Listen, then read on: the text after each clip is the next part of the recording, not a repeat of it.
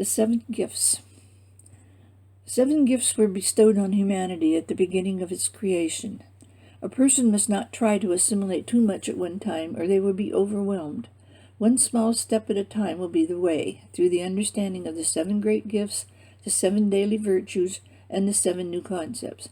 The starting point is logically the 7 gifts, but these must be interwoven with the 7 virtues and the 7 concepts. These will tie together into a philosophy for today's world. The first of these 7 great gifts is reincarnation, the greatest gift our Creator ever gave to man. To compare it to flowers, the process is similar to perennials that die in the fall, go back into the black hole, the ground, rejuvenate and store in a seed that energy needed to bloom again the next spring. Humans come back as different individual personalities until they reach their seed core at the 7th level. Then, when they draw back into the black hole at death, they will automatically come back from the same seed core working on group projects. The second greatest gift our Creator gave to humanity is free will. All prophecy is at the mercy of free will. It can be seen what is going to happen, but the one factor that cannot be predicted is man's free will. To be given free will and not be given at the same time the freedom to use it would be cruel and harsh.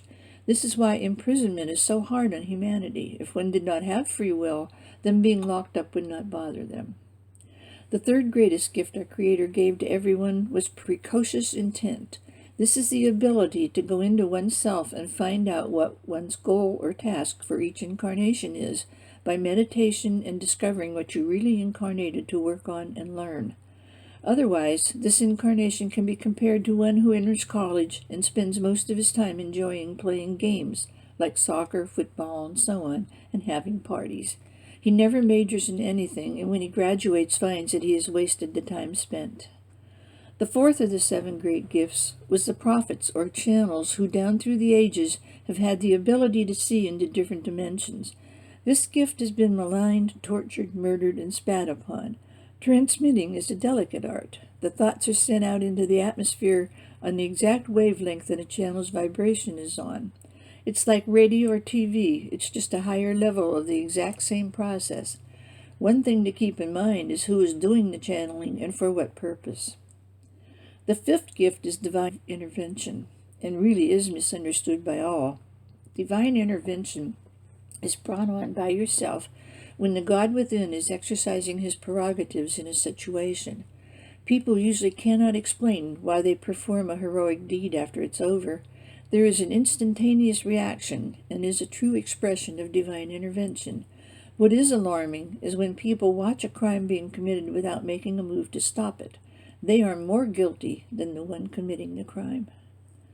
The 6th gift is karma. Karma can be compared to cause and effect. Your unhappiness is the effect of your past behavior, but the unhappiness was also the cause of your behavior, which had a bad effect on you and others. This is the concept that needs to be understood. The ramifications of past lives could help so many understand themselves. When there is something so painful that one does not wish to look at it, it could very well be from a former incarnation. The 7th gift is universal law. The one law that heads atop of the list for all worlds is, do unto others as you would have them do unto you. This one law really does say it all, and that is the basic building block for all worlds. This brings the responsibility home to the individual where it belongs. The other laws are breakdowns and definitions of all stages of this one law. The individual is not only the victim, he is also the perpetrator, the judge, and the jury. The 7 virtues. The 7 gifts were updated by showing how to more fully take advantage of them through living with the 7 virtues. The 7 virtues must be taught from birth on and must become second nature to the personality. But it's like the soul has to interpret the 7 virtues for the personality as if they were in a foreign language. These 7 virtues can be used as a behavior code and will serve as guides for your daily living. The only way to accomplish this is starting with the babe. Remember, this babe is a soul, perhaps a very old soul, but one who nevertheless knows much of former incarnations and life on the inner planes. But parents, not realizing this, scold their children and do all they can to erase these memories from them. This will not be allowed any longer. What a rich heritage is being stolen from this baby by parents who do this. One point that needs to be stressed in all this is how each virtue is tempered by other virtues. They need each other to be understood and lived correctly. The 7 virtues are learned by always stressing several lifetimes of opposite attitudes. It is necessary to thoroughly understand the opposites. It will be found that most of the opposites are bad attitudes, have their beginnings in self-centeredness. The good virtues can be gained partly by simply getting rid of this one attitude, self-centeredness.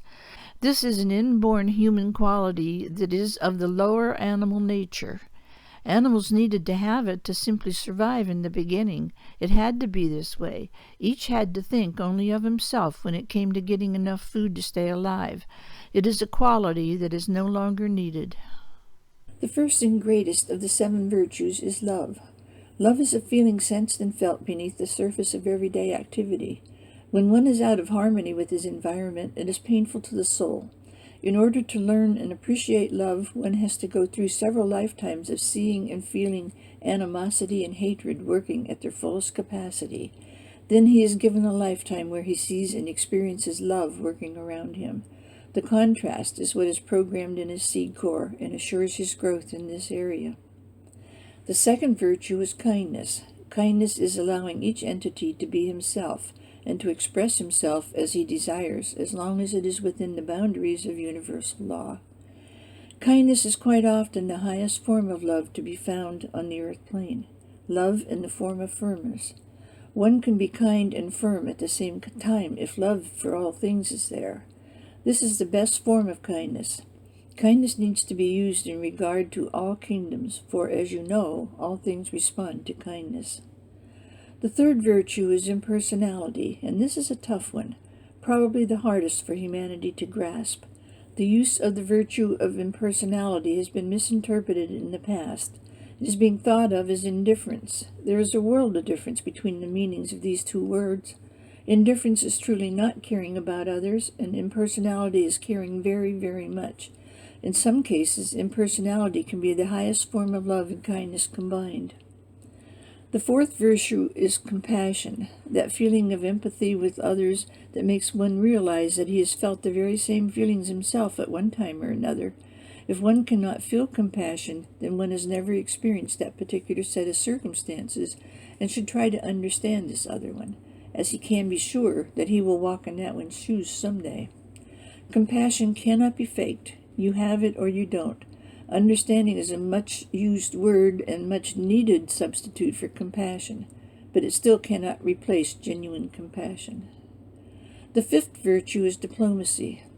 Diplomacy is an art also gained through experience, but unlike compassion, it can be learned by going to classes. Some people are just naturally diplomatic. Some have an easy time learning it, and others never will. It is an art to impress others to do something they don't want to do and end up liking it. A good diplomat has an inborn understanding of psychology.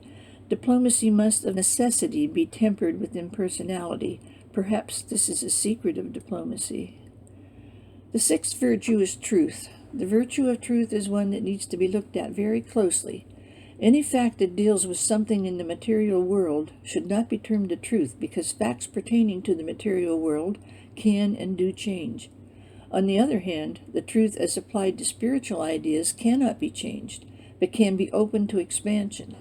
Do you see the difference? The concrete facts as applied to material things can and probably will be altered. On the other hand, the basic hard facts applying to spiritual values cannot be changed, but a person's understanding of them can grow and expand.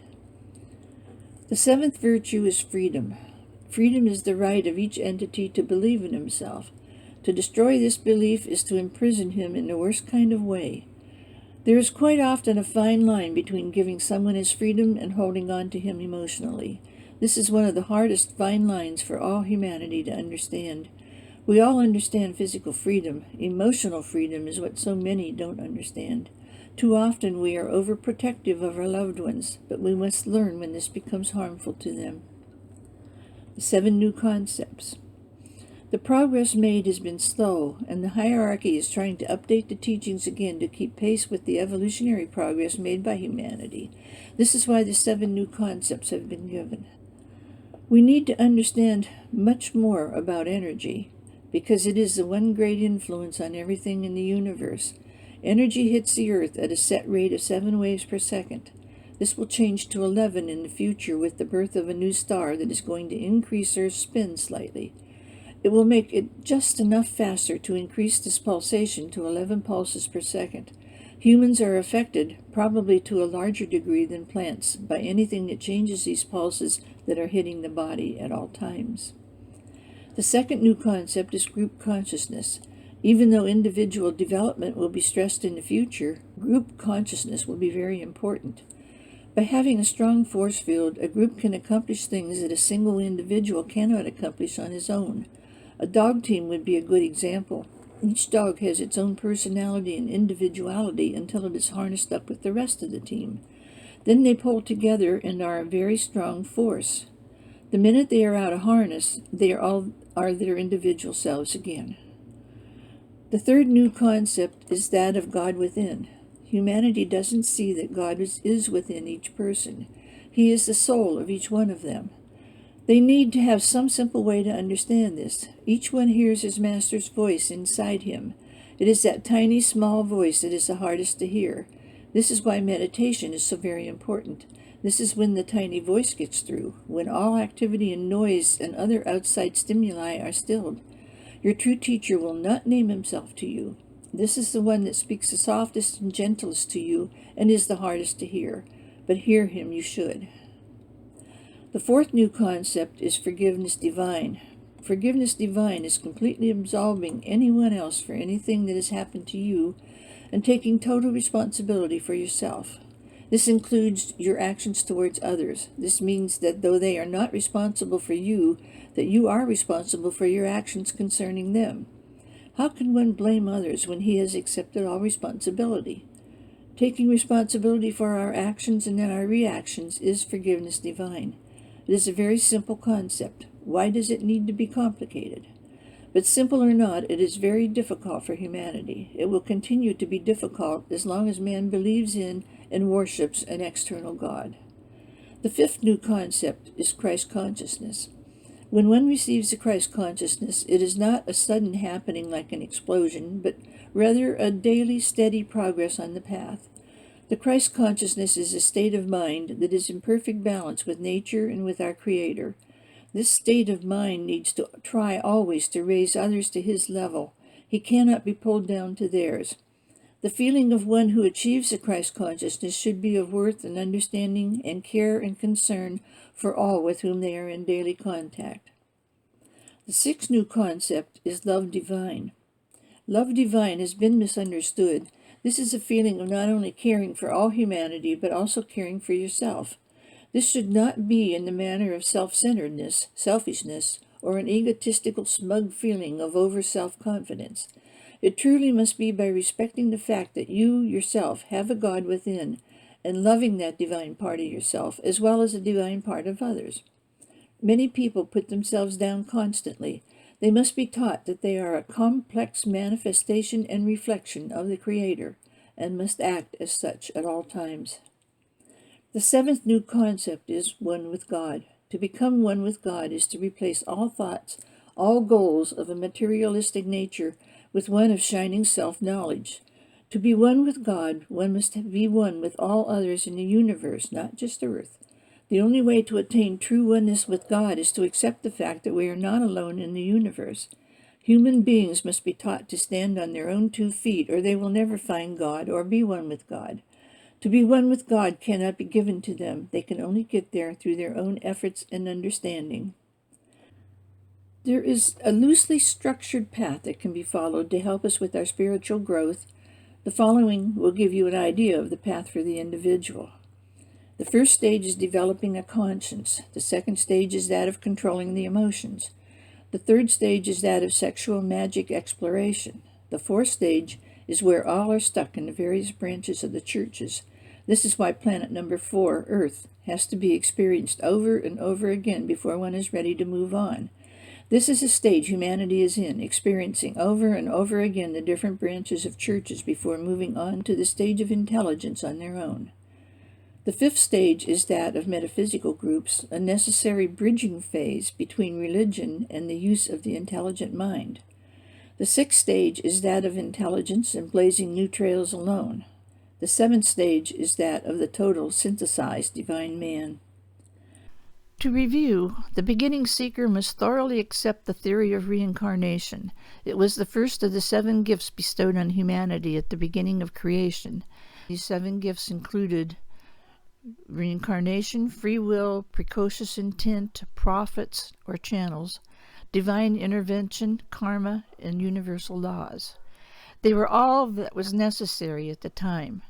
Jesus updated these gifts by showing how to more fully take advantage of them through living with the 7 virtues: truth, kindness, love, freedom, compassion, diplomacy, and impersonality.